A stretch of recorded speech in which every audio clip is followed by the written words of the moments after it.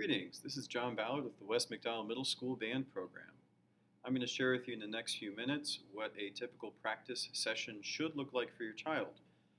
Please note that it is not about a sheer volume of practicing so much as it is addressing all the individual components and practicing regularly. When I have a busy schedule, I only play 10 minutes a day. I set a timer and I pack up at 10 minutes. So first off, we have long tones, exercises such as 5-note or scale up. Here's 5-note.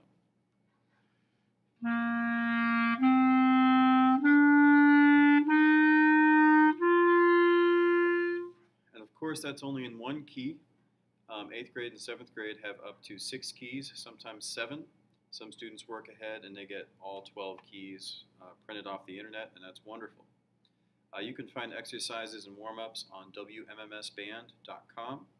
A useful sheet is the concert B-flat exercises. We also have this in concerts F and concert C. After long tones or notes that are not very technical, just getting the tone and the air working, we move on to some scales. We do have a 6 scales sheet, which is also available from wmmsband.com. It shows their concert pitch and their pitch, their actual first note, which for a lot of instruments is different. The first 2 measures on each line are going to be where they can mark fingerings or write out note names, whatever notes they need to add to the music.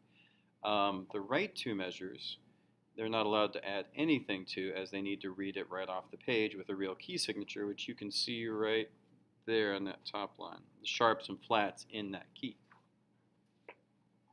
Here is a concert E-flat major scale for clarinet.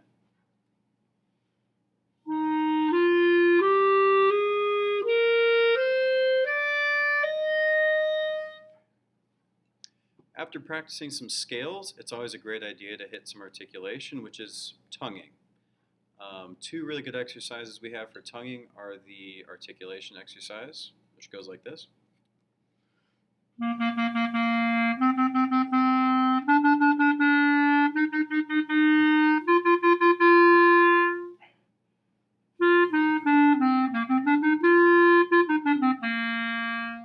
We also have 8 up.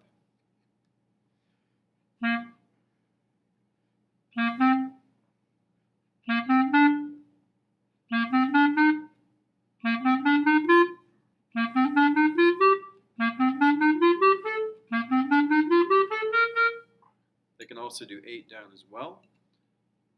After that, the students are free to move on to solos and other class material.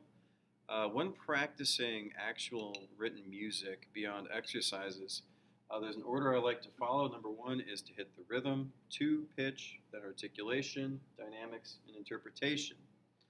Students are working on a solo project right now, and the order of how they will be scored on their final performance of the piece will be of order of importance from rhythm moving down to interpretation.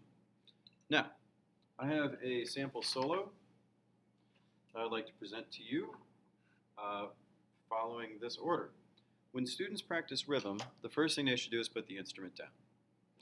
So I'm going to practice a few measures. I'm going to count it out and I'm going to clap it. So 1, 2, 3, 4, 1, 2, 3, 4, 1, 2, and 3, 4, 1, 2, 3, 4, 2 and 3, 4 and 1, 2, 3, 4, 1, 2 and 3, 4, 1, 2, 3, 4. Now I'm going to add the clapping. 1, 2, 3, 4, 1, 2, 3, 4, 1, 2 and 3, 4, 1, 2, 3, 4, 1, 2 and 3, 4 and 1, 2, 3, 4, 1, 2 and 3, 4, 1, 2, 3, 4. If the rhythm is not perfect, they shouldn't go on, even if that means they're done playing for the session. A lot of times it helps students to write in the counts first to make sure they know what they're counting. Next, we're going to move on to pitch. In this piece, the key signature, right there, we can see what sharps or flats are in the key. In this case, it's B flat and E flat. They have an accidental, which means a note outside of the key there. That's an E natural. just for that measure. And it carries on up here. We have an E natural right there. And aside from that, it's pretty straightforward. So I'm going to go through and just check the notes and see if it sounds right.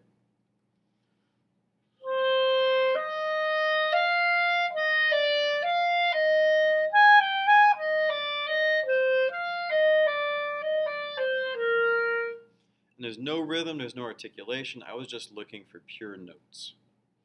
Next up is going to be articulation. This piece has a lot of slurs. It has staccatos, which are the dots above and below the notes. It has accents. So the articulations are pretty interesting in this piece.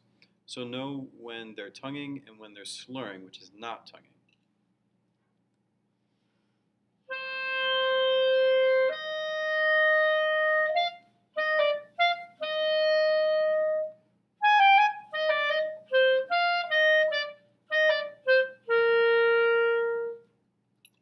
Next, we're going to add dynamics. So we're talking about crescendos, decrescendos getting softer and stronger. Also accents, just playing notes louder than those around them. Or if you have a sudden dynamic change, a forte to a piano, which is an F or a P, respectively, to make those really sound different.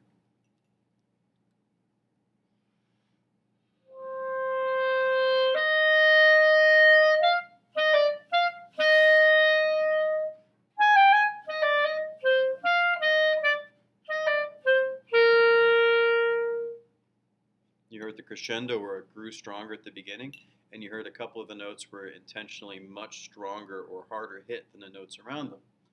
Last but not least is interpretation, which includes, number one, style. Is the piece happy? Is it sad? Is it fast? Is it slow? So the tempo, the style of the piece, the general mood, and any other directions which may be in there. This one doesn't have a whole lot of extra. It does say to play it quickly, so I'm going to do that.